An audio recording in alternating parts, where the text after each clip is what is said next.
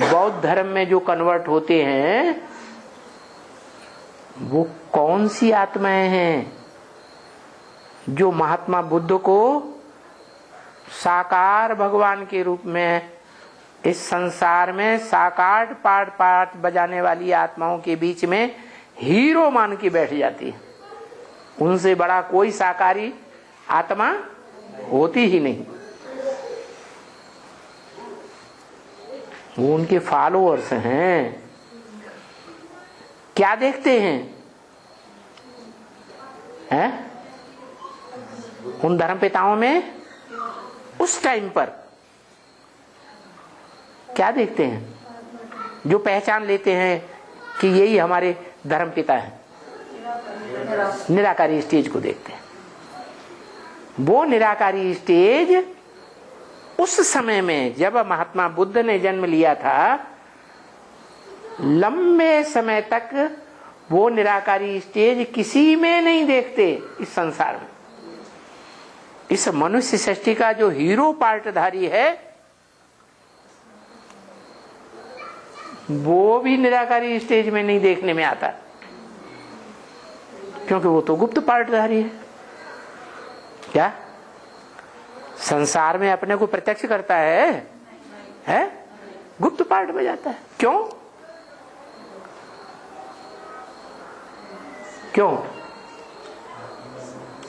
अरे shooting period में भी गुप्त पार्ट बजाया होगा तो ब्रॉड ड्रामा में भी गुप्त ही रहेगा। यह किसी को पहचान देगा? है गुप्त ही रहता है। संसार में उसे कोई भी नहीं पहचानता। तो गुप्त रहना अच्छा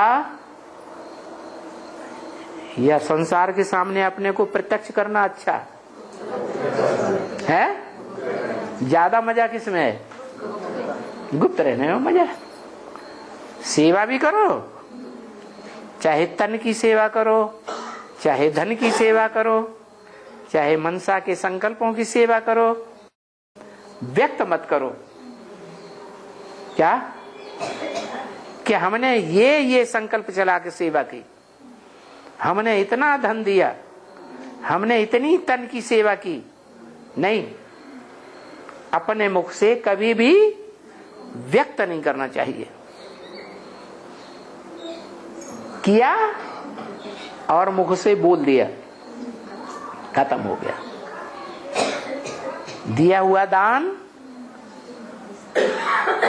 जिसको दिया वो जाने, लेने वाला जाने और देने वाला जाने।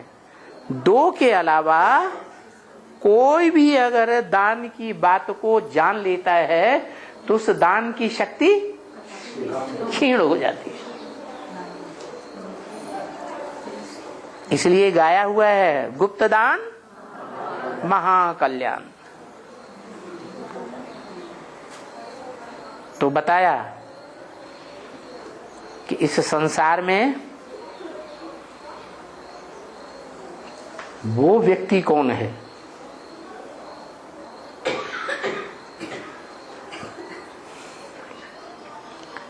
जो अपने देह अहंकार को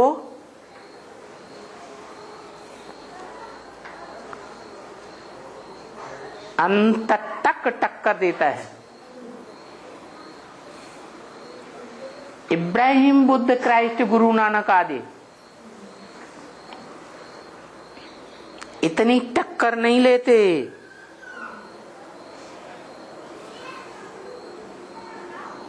जगत पिता के साथ जितनी टक्कर वो आत्मा लेती है। कौन सी आत्मा है? जगदम्बा।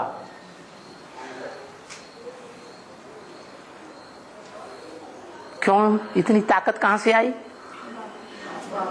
है?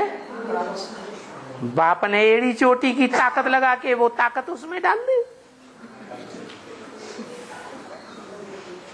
जो ताकत हर पुरुष इस दुनिया में जिसको परिवार बनाने के लिए माता के रूप में चुनता है, उसमें सारी ताकत लगाता है या नहीं लगाता है? एड़ी से लेके चोटी तक की सारी पावर लगाता। धन भी तेरा, दिल भी तेरा है और तन भी तेरा।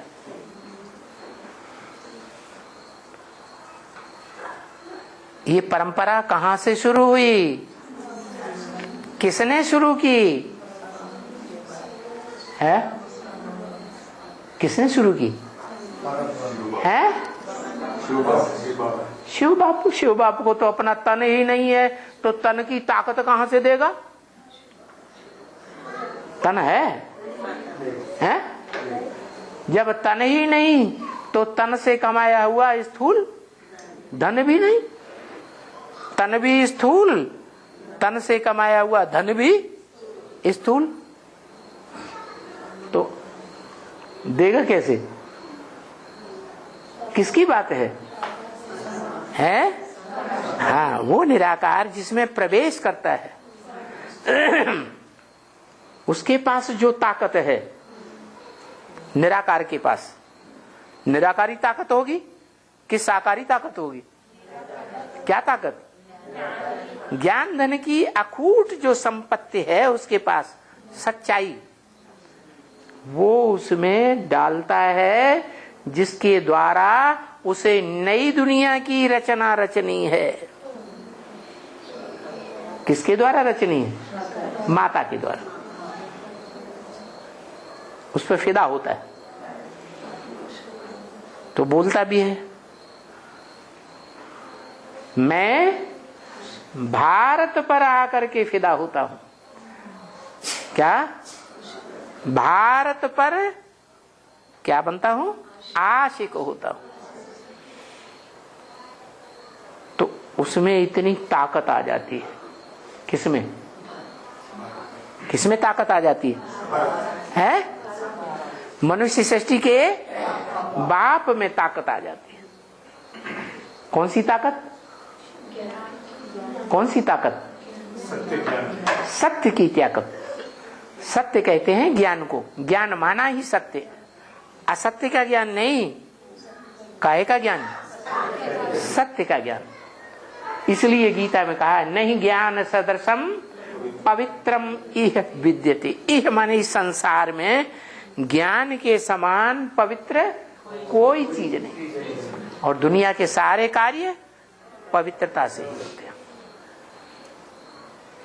ज्ञान है ईश्वरीय ज्ञान, मनमत का ज्ञान नहीं, कोई मनुष्य मत का, धर्मपिता का ज्ञान नहीं। किसका ज्ञान? ईश्वर का ज्ञान। ईश माने शासन करना, वर माने श्रेष्ठ, जो इस दुनिया में आकर के सबसे जास्ती श्रेष्ठ शासन करता है। क्या? कैसा श्रेष्ठ शासन है? कैसा श्रेष्ठ शासन? दुनिया में जितने भी देश हैं, जितने भी राज्य हैं, जितने भी वहां के राजाएं हैं, उन राजाओं ने डंडे के बल पर राज्य किया। सेना रखी, मिलिट्री रखी, पुलिस रखी।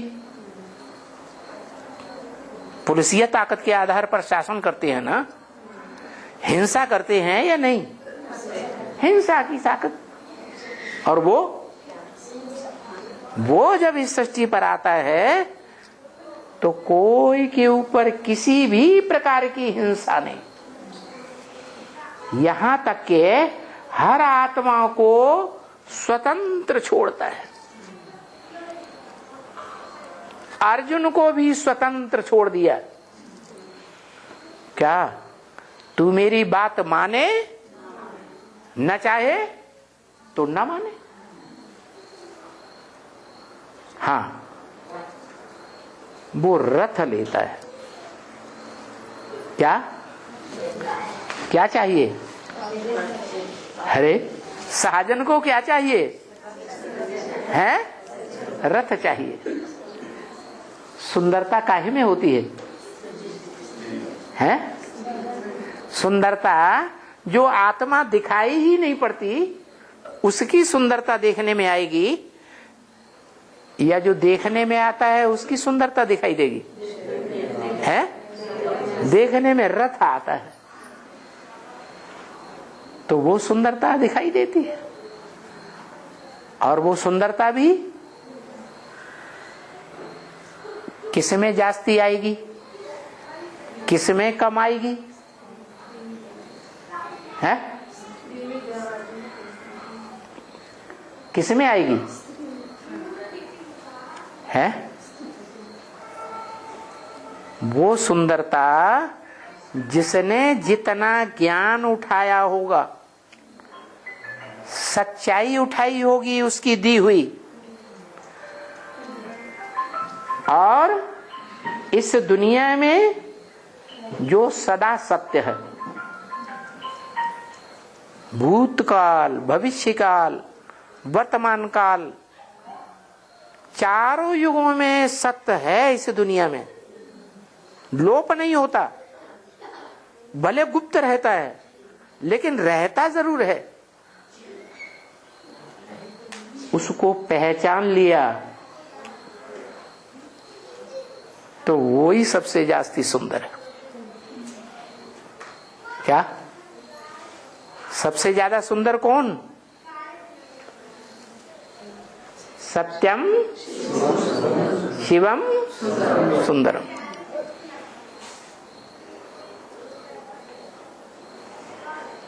किसको पहचान लिया है? सत्य क्या? क्या सत्य पहचान लिया है? ज्ञान। क्या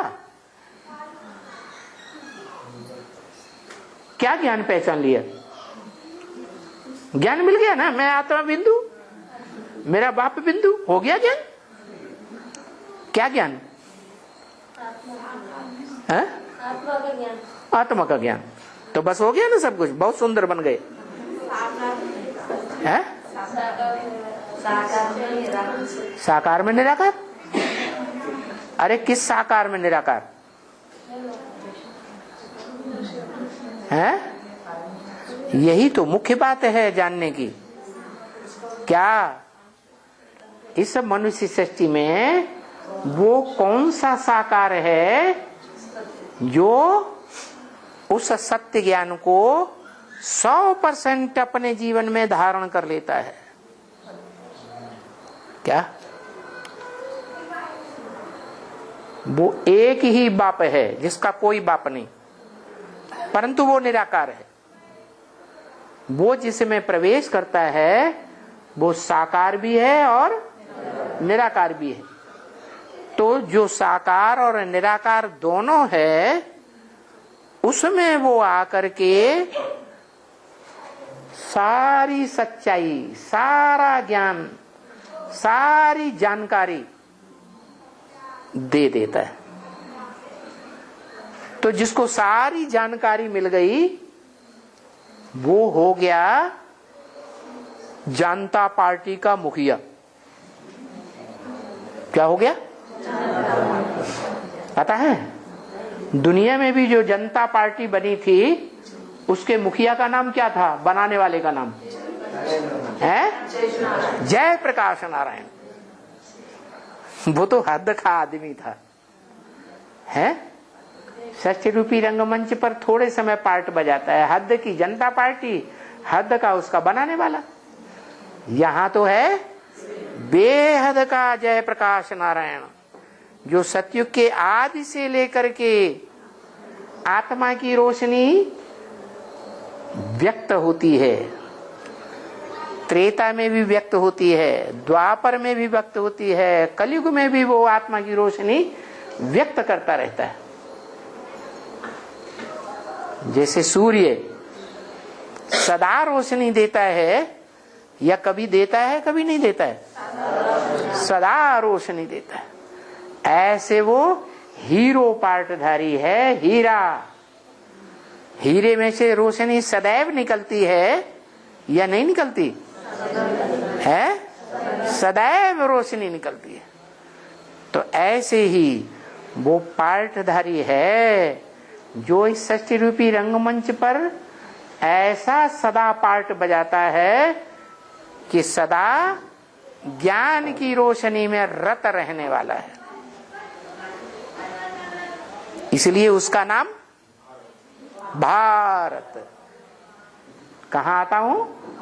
भा माने ज्ञान की रोशनी, रत माने रहने वाला, जो सदैव ज्ञान की रोशनी में रत रहने वाला है।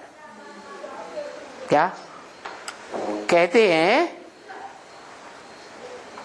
ब्रह्मा के मुखों से वेदवाणी निकली, ठीक है, निकली ना? तो फिर ब्रह्मावाणी कही जानी चाहिए। उस वाणी का नाम क्या होना चाहिए? है ब्रह्मवाणी। लेकिन ब्रह्मवाणी नाम नहीं है, क्या नाम है? वेदवाणी। वेद व्यास की वाणी। क्या? किसकी वाणी? वेद व्यास की वाणी। विद माने जानकारी, वेद माने जिनमें जानकारी भरी हुई है। क्या? उन वेदों में भी सर्वप्रथम वेद है भगवत गीता। क्या? भगवत गीता, श्रीमद् भगवत गीता, जो भगवान ने पहले पहले सुनाई, और जिसके द्वारा सुनाई उसका नाम भी आज गीता में रखा हुआ है। क्या नाम है? व्यास प्रसादात। व्यास की प्रसन्नता से वो मिली वाणी। तो वही व्यास वाली आत्मा, वी माने विशेष, आस माने बैठ गई, विशेष रूप से विशेष कार्य के लिए बैठ गई। किस कार्य के लिए बैठ गई? है ज्ञान देना और ज्ञान अर्जन करना।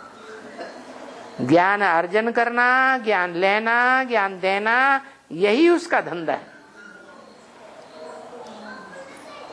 जो बाप का धंधा सो बच्चों का धंधा। तो वो पहला पहला ब्राह्मण कहा गया। वेदों में भी उसी का नाम विख्यात। वेदों में भी जो सर्वप्रथम है भगवत गीता, उसमें भी उसका नाम विख्यात। और वेदों की जब व्याख्या हुई, वेदों की ऋचाओं की, तो बने आरण्यक, माने जंगल में रह करके जो ज्ञान तैयार किया गया, उसका नाम पड़ा आरण्यक।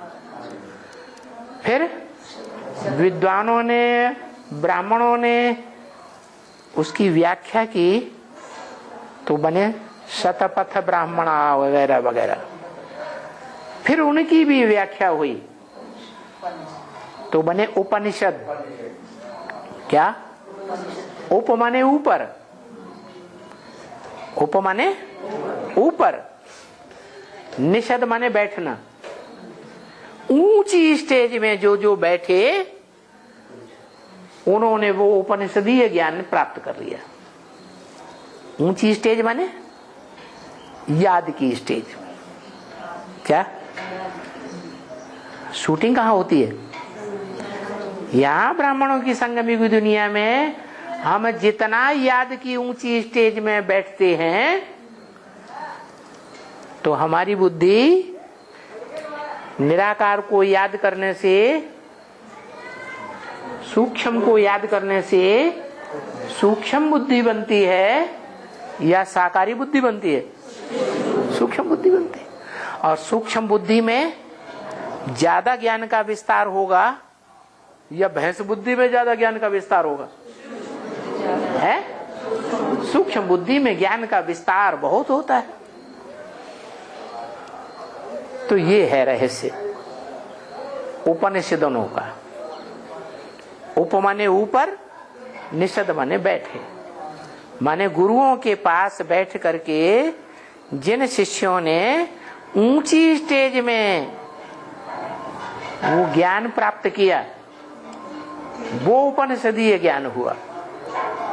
और फिर उनकी भी व्याख्याएं निकली, वो पुराण निकले। पुराणों में सबसे बड़ा पुराण कौन सा है?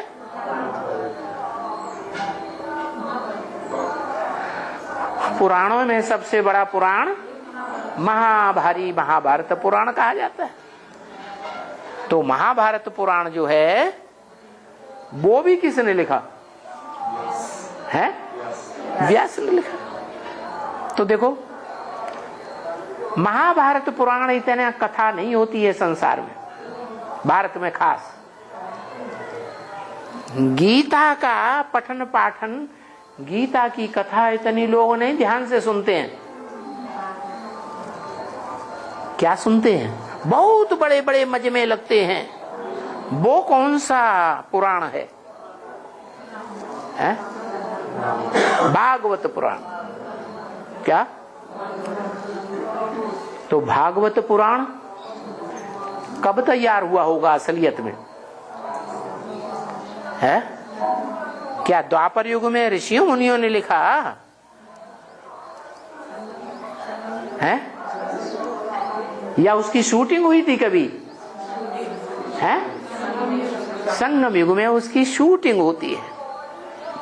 भाग भाग करके भगवान के पास आती है। क्या बड़ा बवंडर मचाते हैं उनके घर वाले, उनके रिश्तेदार, उनके गांव वाले,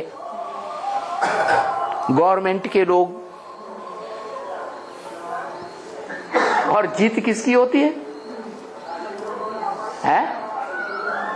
किसकी जीत होती है? अरे भाग के आने वालों की जीत होती है या जो विरोध करते हैं उनकी जीत होती है? भाग के आने वालों की जीत होती है। उनको किसने भगाया है? अपने आप कोई भागता है क्या? किसने कोई होगा भागना भगाने वाला है? उनको भगाने वाला है भगवान की मुरली। क्या? भगवान की बजाई हुई बांसुरी। कौन सी बांसुरी? काठ की नहीं, काठ की बांसुरी तो सतयुग का कृष्ण बजाता है संगम युग में। क्या? क्योंकि संगम युग में जो सतयुग का कृष्ण पार्ट बजाता है वो है दादा लेखराज ब्रह्मा की आत्मा। कठ बुद्धि। कैसी बुद्धि? काठ की बुद्धि। काठ की मुरली चलाता है। लेकिन भगवान काठ की मुरली चलाएगा या चैतन्य मुरली चलाएगा? चैतन्य ज्ञान की मुरली चलाता है, ज्ञान की बांसुरी सुनाता है। काठ की बांसुरी की बात नहीं है। काठ की बांसुरी स्थूल रूप में बड़ी मीठी लगेगी, सुरीली आवाज सुनाई पड़ेगी, लेकिन अर्थ है? जो बांसुरी बजाने वाले होते हैं कितनी मीठी मीठी बांसुरी बजाते हैं, सुनने वालों को ऊपर ऊपर बड़ी अच्छी लगती है, लेकिन कुछ अर्थ निकलता है? अर्थ कुछ भी नहीं। लेकिन भगवान वो बांसुरी काठ की नहीं बजाता, वो ऐसी बांसुरी बजाता है ज्ञान की जिसका अर्थ निकलता है गहरा। और उस गहरे अर्थ को तुम बच्चे ही समझते हो, दुनिया में और कोई नहीं समझते। लेकिन नंबर बार तो जिन बच्चों ने उस बांसुरी को समझा है वो बांसुरी काठ की नहीं है। क्या? गुह्यार्थक है। गुह्य ते गुह्य ज्ञान सुनाता हूं। क्या? गहराई का ज्ञान सुनाता हूं या ऊपर ऊपर की बातें सुनाता हूं? गुह्यात गुह्यतरम ज्ञानम, गुह्य ते गुह्य राज सुनाता हूं। उस गुह्य ते गुह्य राज को जो सुनते हैं वो संसार में ऊंचा पद पाते हैं राजाओं का। क्या? लेकिन जो सुनते तो हैं लेकिन प्रैक्टिकल जीवन में धारण नहीं कर पाते। क्या? सुनते तो हैं लेकिन प्रैक्टिकल जीवन में जल्दी धारण नहीं कर पाते। माना धारण करने का मतलब क्या है? धारण करना माने ज्ञान को धारण करना, माने बाप को पहचान लेना, बाप को जान लेना, बाप को मान लेना, बाप की मत पर चल पड़ना और प्रैक्टिकल जीवन में चलना, उसको कहेंगे ज्ञान को स्वीकार कर लिया। लेकिन जो धर्म पिताएं होते हैं, देह अभिमानी धर्म पिताएं, वो ऊपर ऊपर की सारी बातें उठाएंगे लेकिन ज्ञान के गुह्य राज को नहीं समझ पाते। गुह्यात गुह्यतरम ज्ञानम, जो गुह्य ते गुह्य पार्टधारी है, गुप्त पार्ट बजाने वाला है। क्या? कैसा गुप्त? कैसा गुप्त है? साधारण तन में आता हूं। कैसे तन में आता हूं? साधारण, बड़े सन्यासी विद्वान पंडित आचार्य के तन में नहीं आता हूं। बड़े राजा महाराजा गोरे चिट्ठे बड़ी पर्सनालिटी में नहीं आता हूं। किस में आता हूं? साधारण तन में आता हूं। जिस साधारण तन वाले उस क्षेत्र को, जिसे भगवान ने कहा इदम शरीरम क्षेत्रम, ये जो रथ है वो धर्म क्षेत्र है, कर्मों का क्षेत्र है। क्षेत्र माने युद्ध क्षेत्र। तो इस युद्ध क्षेत्र में, इस यज्ञ कुंड में सारी दुनिया स्वाहा हो जाएगी। क्या? कौन? सारी दुनिया भस्म हो जाएगी। क्या आत्मा भस्म हो जाएगी? सारी दुनिया की आत्माएं भस्म हो जाएंगी? नहीं। क्या भस्म हो जाएंगे? सारी दुनिया के शरीर भस्म हो जाएंगे।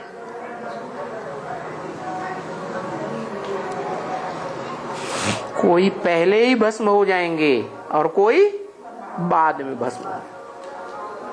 तो अब बताओ वो शरीरधारी कौन?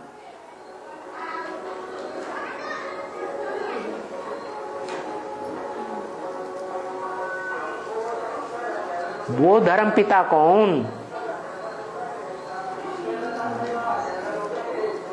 धर्म पिताएं झूठे, देहधारी धर्म पिताएं, या सच्चे हैं?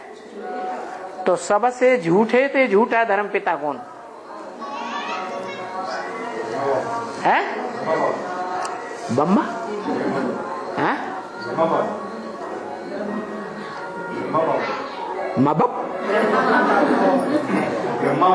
ब्रह्मा।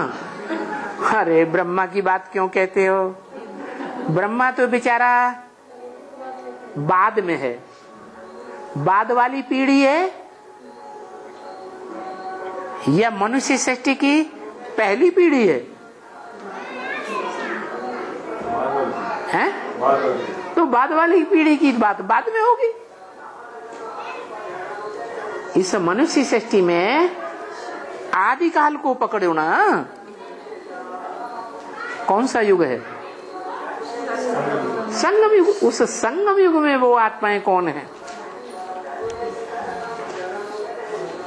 जो कोई जल्दी पहचान लेती हैं और कोई बाद में पहचानेंगे?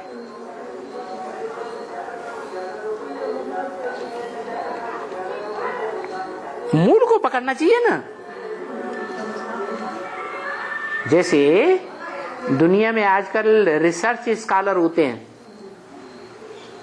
क्या,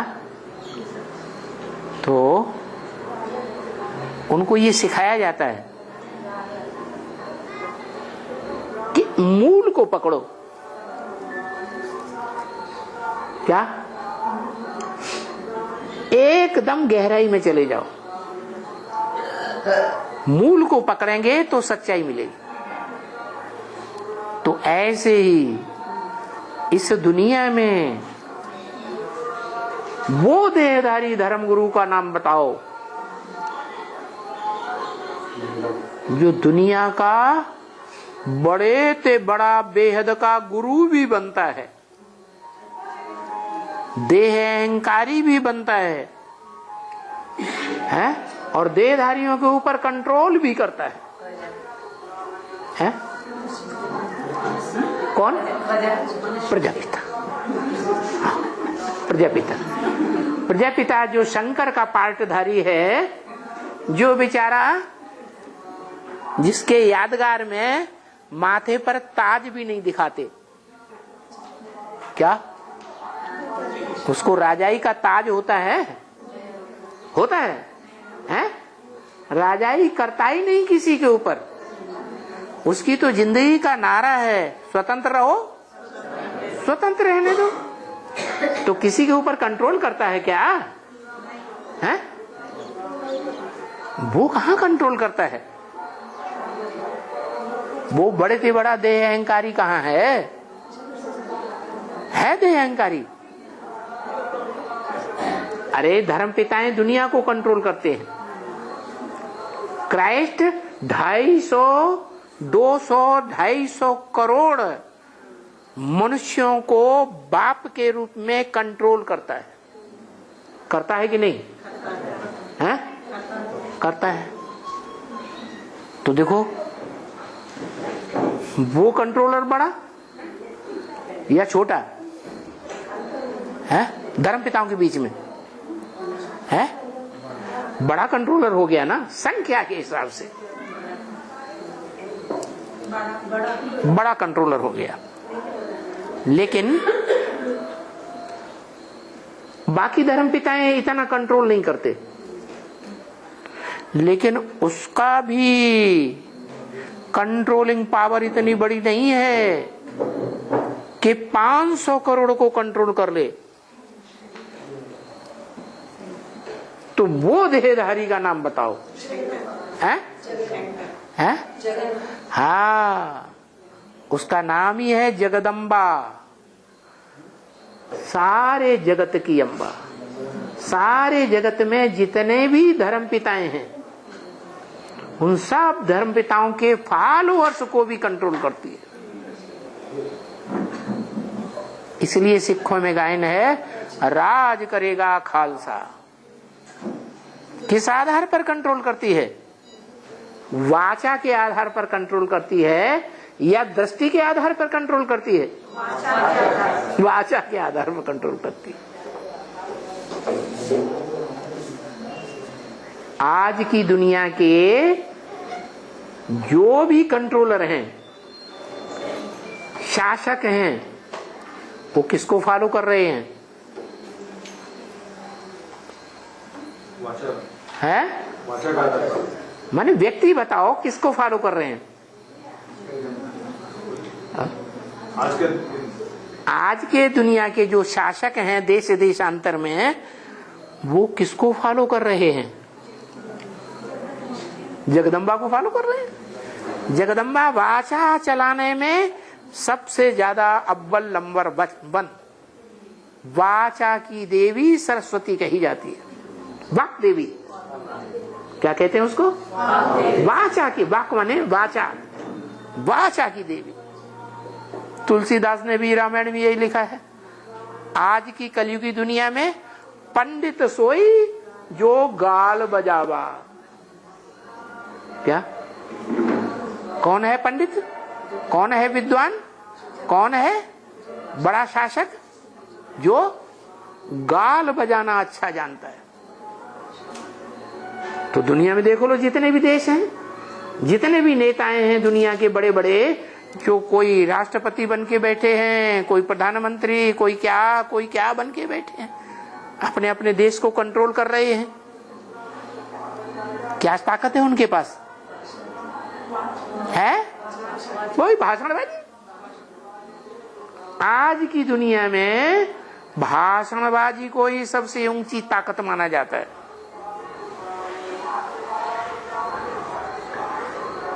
नहीं है?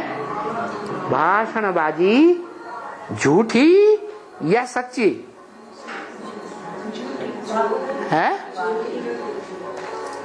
झूठी भाषणबाजी करते हैं कि हम देश को जन्नत बनाएंगे, पैराडाइज बनाएंगे, भारत में राम राज्य लाएंगे। झूठी वाचा चलाई या सच्ची बातें चलाई है? झूठी वाचा चलाता। इतना झूठ कि झूठ है झूठ, मेरे ही झूठ, सच की रत्ती नहीं। ये ब्रह्म वाक्य है मुरली का। कलयुग के अंत में जो दुनिया में राजाइयां चलती हैं, तमो प्रधान राजाइयां, वो राजाएं और वो राजाइयां किसको फॉलो करने वाले हैं? जगदम्बा को फॉलो करते हैं। जो जगदम्बा बीज रूप आत्माओं की दुनिया में लास्ट मणका है या फर्स्ट मणका है? लास्ट मणका है। तो लास्ट मणका दुनिया के लास्ट टाइम में राजाई करेगा या आदि और मध्य में राजाई करेगा? ये राज है, राज। क्या है? लास्ट को फॉलो करेंगे तो लास्ट की तमो प्रधान दुनिया के राजा बनेंगे, और फर्स्ट को फॉलो करेंगे तो सतयुग के आदि में जो राजाएं हुए हैं सत्व प्रधान दुनिया के, वो राजा बनेंगे। क्या बनना है? किसको फॉलो करना है? अव्वल नंबर को फॉलो करना है या लास्ट नंबर को फॉलो करना है? हैं? अल्लाह अव्वल दीन कहा जाता है। अल्लाह ने क्या किया? अव्वल नंबर धर्म की स्थापना की, और जो लास्ट नंबर है वो क्या करेगा? हाँ? क्या करेगा? अरे माला रूपी जो संगठन है, आत्माओं की माला होती है ना, उन माला रूपी जो संगठन है उसमें फर्स्ट मणका अल्लाह अव्वल दीन है, अव्वल नंबर धर्म की स्थापना करता है। और लास्ट मणका है? हाँ, जो भी वो कैसे ही स्थापना करेगा? है? लास्ट नंबर की स्थापना करेगा। थर्ड क्लास नहीं, फोर्थ क्लास नहीं, उसको तो नंबर ही छोड़ दो।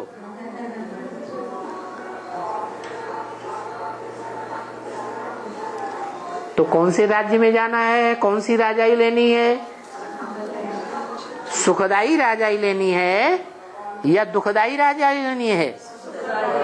है? सुखदाई राजाई लेनी है। कि जो सुखदाई राजाई है, सुख देंगे तो अंत समय कैसा होगा? सुख में मरेंगे, अंतमते सुगते। और दुख देंगे तो दुख में शरीर छोड़ेंगे, अंतमते तो अंत की दुनिया की राजाई मिलेगी। तो देखो, सुख और दुख, सुख देने वाला कौन और दुख देने वाला कौन? ब्रह्मा कुमारियों से पूछो, वो कहेंगी सुख देने वाला निराकार। क्या?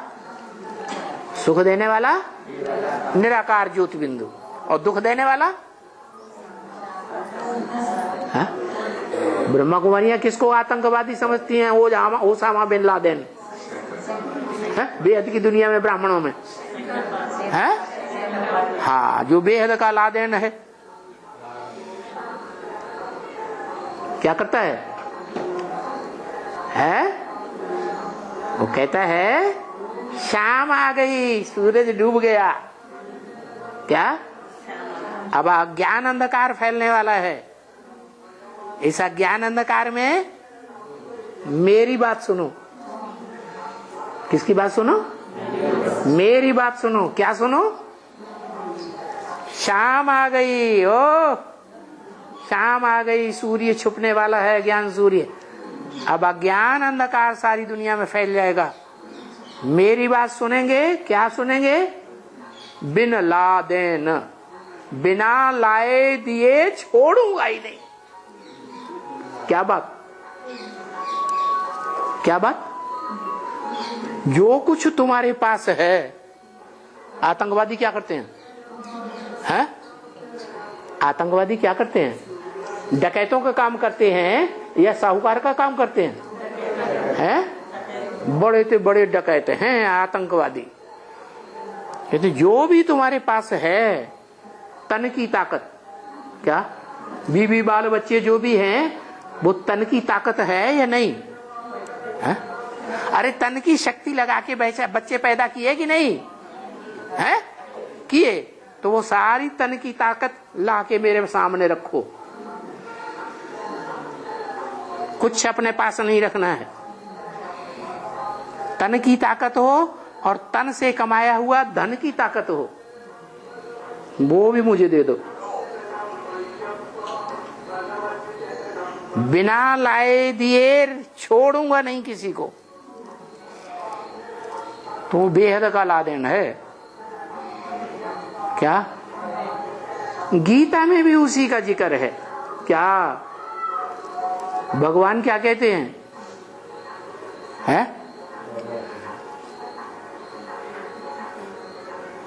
क्या कहते हैं? कुरुस्व मदार्पणम, मेरे अर्पण कर दे। तो दुनिया का सबसे बड़ा लादेन कौन हुआ? है? कौन हुआ? अरे भगवान हुआ कि नहीं? दुनिया की ऐसी कोई बात नहीं जो तेरे पर लागू न होती हो। अरे तो दुनिया की ये बात ओसामा बिन लादेन, ये उस तेरे पर लागू होती है या नहीं? कौन कहता है तेरे? तेरे माने एक। किसने कहा है? आत्माओं के बाप ने कहा, उस एक बच्चे से कहा। क्या? क्या कहा? दुनिया की कोई ऐसी बात नहीं है जो तेरे पर लागू न होती हो। अगर ओसामा बिन लादेन भी है तो उस ओसामा बिन लादेन का भी बाप तू है। अच्छाइयों में भी तू है, सबका बाप, और बुराइयों में भी तू है, सबका बाप। सुख देने वालों में भी तू है, सबका बाप, और दुख देने वालों में भी तू है, सबका बाप। इसलिए ब्रह्म वाक्य मुरली में है क्या? क्या मुरली में वाक्य है? सुख की दुनिया मेरी है, तो ये दुख की द्वापर कलयुगी तामसी दुनिया मेरी नहीं है क्या? है या नहीं है? इसलिए वो बड़े से बड़ा सुखदाता भी है। कौन? वो सुखदाता है। वो सुख लेता है? वो सुख लेता ही नहीं। वो खुद ही सुख नहीं भोगता, वो दूसरों को सुख देगा? है? अरे करोड़पति होगा, करोड़ का सुख भोगेगा, दूसरों को करोड़ देगा। खुद मल्टी मिलियनर होगा, मल्टी मिलियन का सुख भोगेगा तो दूसरों को देगा, बाल बच्चों को देगा। खुद ही नहीं है तो देगा कहां से? उसकी बात नहीं है, ये किसकी बात है? जिस साकार तनधारी में प्रवेश करता है। अब प्रवेश भी, आधार भी कोई लुंजम पुंजम का आधार नहीं लेता। जिस नंबर का धर्म पिता आता है उसी नंबर के देवता में प्रवेश करता है। क्या कहा? जितना ऊंचा धर्म पिता होगा, जितना पावरफुल धर्म पिता होगा, उतना पावरफुल उसे आधार चाहिए, माता चाहिए, जिसका आधार लेकर के वो अपने धर्म की स्थापना करे। तो ऊंचे से ऊंचा धर्म पिता कौन है? अल्लाह बल्दी। वो ऊंचे से ऊंचा धर्म पिता है, तो आधार भी किसका लेगा? है किसका? परम ब्रह्म का आधार लेता है। परम ब्रह्म तो वो खुद ही है। वो जब आता है तो जिसमें प्रवेश करता है उसी का नाम तो देता है परम ब्रह्म। कोई अलग से है परम ब्रह्म क्या है? हाँ, ये जरूर कहा कि मैं जिस तन में आता हूं उसका नाम ब्रह्मा रखता हूं। जैसे दादा लेकर आज पुरुष तन है, उस पुरुष तन में आता हूं तो नाम ब्रह्मा रखता हूं। अरे मेरे से भी बात कर लो ना। अरे कर लो, मेरे कान में भी सुना दो। हिंदी नहीं जानते इसलिए। अच्छा अच्छा, तो बोला क्या बोला? हाँ, जिस तन में प्रवेश करता है वो तनधारी मनुष्य आत्मा ही है। क्या? परम ब्रह्म, दूसरा कोई ब्रह्म नहीं है। हाँ, ये जरूर कहा जिस पुरुष तन में प्रवेश करता हूं उससे अपना काम निकालने के लिए नाम देता हूं। शास्त्रों में जो भी नाम है काम के आधार पर हैं कि बिना काम के हैं? जिसने जैसा काम किया वैसा उसका नाम पड़ा। तो परम ब्रह्म नाम पड़ता है, इसलिए वो एक ही तनधारी परम ब्रह्म भी है, बड़े से बड़ा ब्रह्मा भी है, पहला ब्रह्मा, और बड़े से बड़ा बाप भी है, जिसकी यादगार शिवलिंग है। वो शिवलिंग पुरुष रूप में है तो वो बिंदु है। पुरुष, बिंदु माने आत्मा, बिंदु माने आत्मा पुरुष है। और वो बिंदु जहां रखा हुआ है, जिस आधार को लेकर बैठा हुआ है, वो आधार है माता। क्या? लिंग। वो लिंग क्या है? शरीर। तो शरीर की जो यादगार है वो माता हो गई। बच्चे का जन्म प्रत्यक्ष में देखा जाए तो प्रत्यक्ष में जन्म देने वाला आधार रूपी माता होती है या पिता होता है? माता होती है। माता बच्चे को प्रत्यक्ष में जन्म देती है। कोई कहता है पिता ने जन्म दिया है? नहीं जन्म दिया, माता जन्म देती है। तो इसलिए माता नाम रखा उसका। किसका? प्रजापिता का भी नाम क्या रख दिया? पहले पहले क्या चाहिए मुझे? माता चाहिए। तो वो परम ब्रह्म भी है, वो माता भी है। हाँ, ये जरूर कहा कि ये तन पुरुष का है। भले माता का पार्ट बजाता है, फिर भी तन पुरुष का। और पुरुष जो है वो बच्चों को जन्म दे सकता है, माता का रूप में पालना कर सकता है। करेगा? नहीं कर सकता। तो क्या करते हैं? माता का पार्ट बजाने के लिए, माता के रूप में एक्टिविटी करने के लिए कोई कन्या को निमित्त बनाते हैं। किसको? कन्या को निमित्त बनाते हैं। क्यों भाई? वो तो कहता है कि मैं जब आता हूं तो 3 मूर्तियों के साथ आता हूं। किसके साथ आता हूं? 3 मूर्तियों के साथ आता हूं। बड़ी से बड़ी मूर्ति है ब्रह्मादेव, विष्णुदेव और दोनों से बड़ा महादेव। वो तो बाप हो गया। एक बड़े से बड़ी मूर्ति बाप हो गया। उसके बाद बाप को क्या चाहिए? है? माता चाहिए। माता के साकार रूप पर फिदा होता है या निराकार पर फिदा होता है? साकार रूप पर फिदा होता है। तो जो इस मनुष्य सृष्टि में प्रकृति पति की माता है, प्रकृति माता, प्रकृष्ट, कृति माने रचना, जो प्रकृति पति की प्रकृष्ट रचना है वो जड़त्वमयी है, जड़त्वमयी बुद्धि वाली या चैतन्य बुद्धि है? जड़त्वमयी बुद्धि वाली।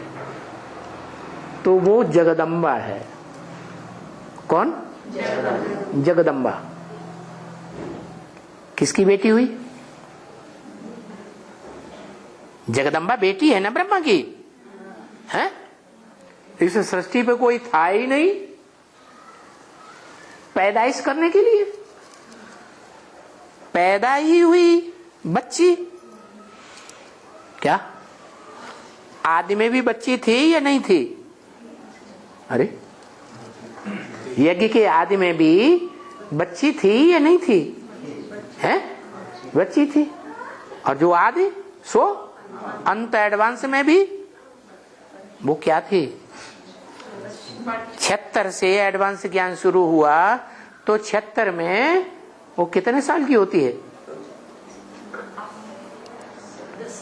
इधर मम्मा ने शरीर छोड़ा, उधर वो जन्म लिया। किसने? जगदम्बा का पार्ट बजाने वाली आत्मा ने। तो 76 में 10 साल की हुई ना, है? इसलिए ब्रह्मा कुमारियों ने जाने अनजाने उसका नाम रख दिया अंतिम बाला। क्या 76 में वो ब्रह्मा कुमारियों में अंतिम बाला हो गई, जगदम्बा। आदि में भी बच्ची थी और अंत में भी बच्ची। 76 में बाप का प्रत्यक्षता वर्ष और प्रत्यक्षता वर्ष में कौन पैदा हुई? है? जगदम्बा बच्ची पैदा हुई। जगदम्बा बेटी हुई ना, हुई कि नहीं? है? जगदम्बा बेटी हुई। तो अब कोई था ही नहीं। उसे जब एडवांस ज्ञान की, ब्राह्मणों की, बीज रूप आत्माओं की नई दुनिया शुरू हुई तो उस समय और कोई था पैदाइश में? ब्राह्मणों की सृष्टि में कोई था 76-77 में? 77 हुआ संपूर्णता वर्ष। कोई था? कोई नहीं था। हाँ, वो आकर के 5 ईयर प्लान बनाता है। कौन सा प्लान? 5 year plan. तो वो 5 ईयर प्लान शुरू होता है 77 के बाद, संपूर्णता वर्ष के बाद। 78, 79, 80, 81, 82।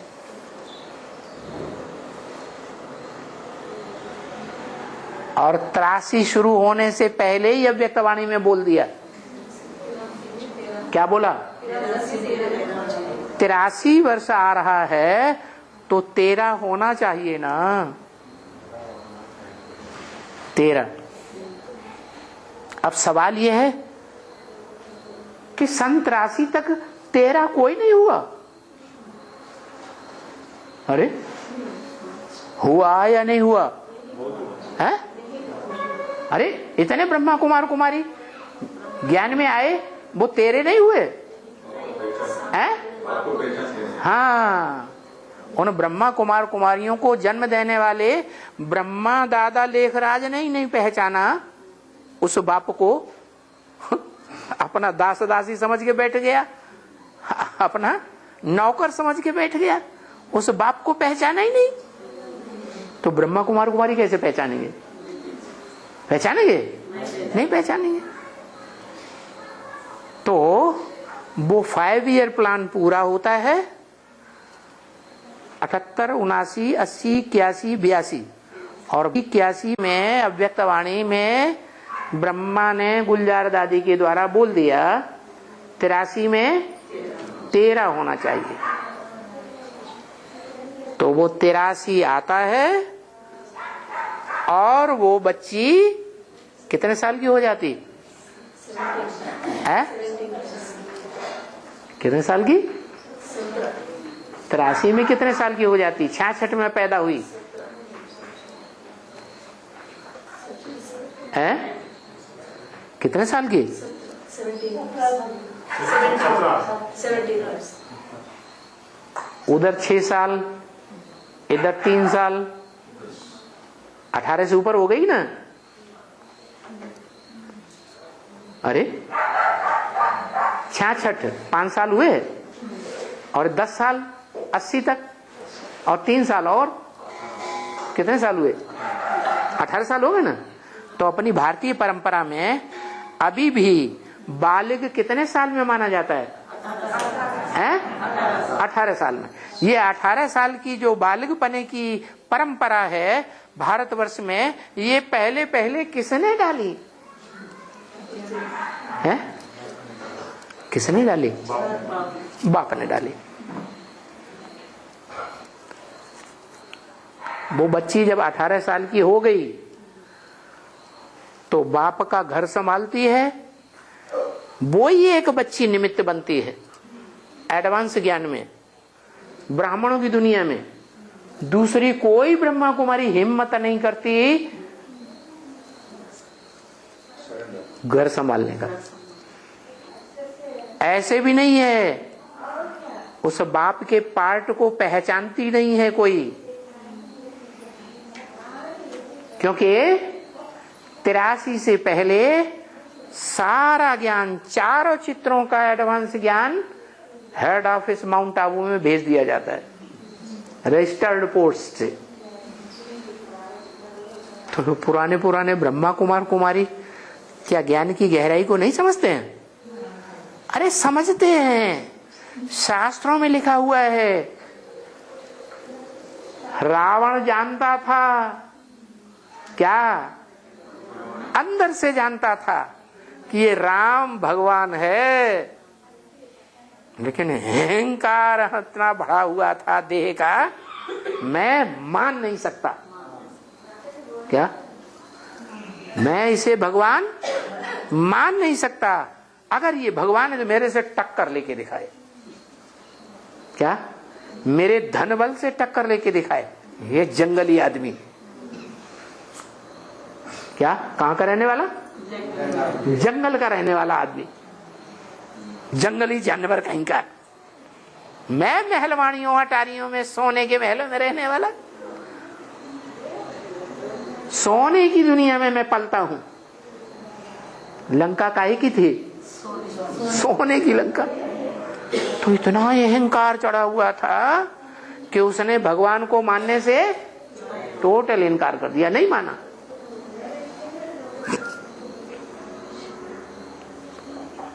उसके भाई ने पहचाना। किसने? हैं? हैं? हाँ, विभीषण ने जाना। दूसरे भाई ने भी जाना, कुंभकर्ण ने भी जाना। बहुत सोता था क्या? जब उसको जगाया जाता था ना, तो कान में बाजे बजाई जाती थी, जोर जोर से नगाड़ा बजाया जाता ही नहीं। हाँ, लेकिन इतना सच्चा था, उसने साफ साफ रावण को बोल दिया क्या? भाई जी तुमने बड़ी गलती की है। वास्तव में वो भगवान आया हुआ है, वो भगवान को तुमने ठुकरा दिया। विभीषण ने पहचाना, तुमने ठुकरा दिया। लेकिन मैं अपने कुल का नाम बदनाम नहीं करूंगा, इसलिए मैं तुम्हारा ही साथ दूंगा। कुल की लाज न जाने पाए, लेकिन अंदर से मैं उसको मानता हूं। किसको है? भगवान को मानता हूं। तो देखो, रावण इतना बलवान, इतना प्रकांड विद्वान, इतना बड़ा ब्राह्मण माना जाता था कि जब भवसागर पार करने की बात आई तो पूजा करने के लिए सागर की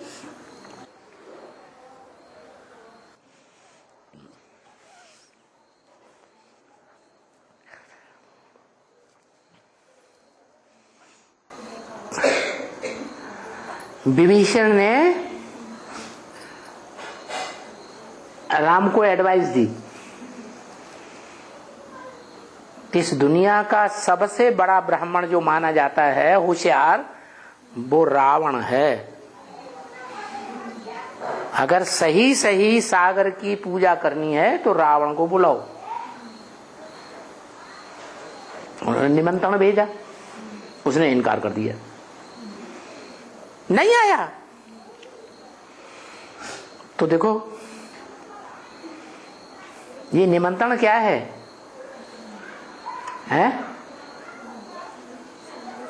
ये भवसागर पार उतरने के लिए सागर की जो पूजा की गई, ये निमंत्रण क्या है? ये संसार सागर का वो ज्ञान है 4 चित्रों का एडवांस में, वो निमंत्रण वहां भेजा गया। लेकिन उसने क्या कर दिया है? नकार दिया, नहीं आया। तो रावण जानता है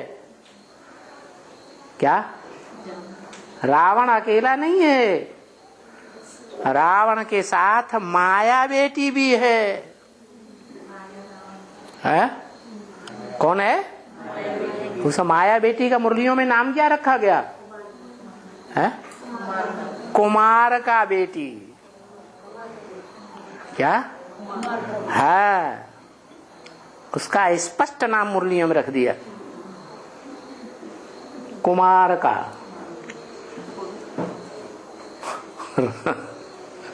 बेटी माने रचना, बेटी माने क्या है? रचना। बेटी तो है, लेकिन कैसी बेटी है? माया बेटी। दिमाग में माया भरी हुई है, किसके प्रति?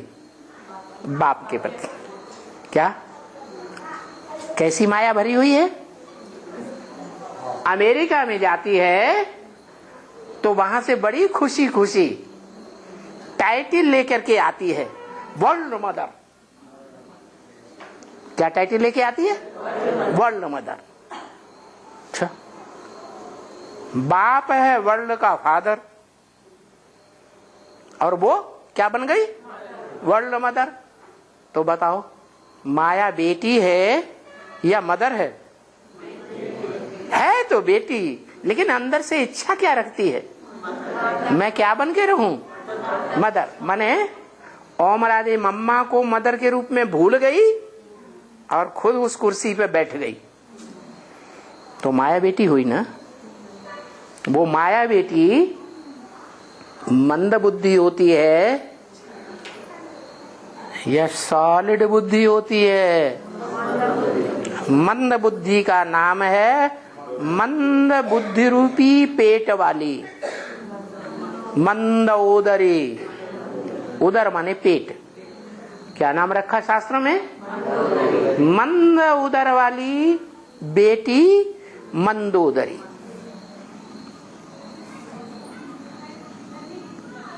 वो बोल तो देती है रावण को, क्या कि किससे टक्कर ले रहे हो? वो हिसाब से तो, ज्ञान के हिसाब से तो वो भगवान तो है, उसका दिल मान लेता है,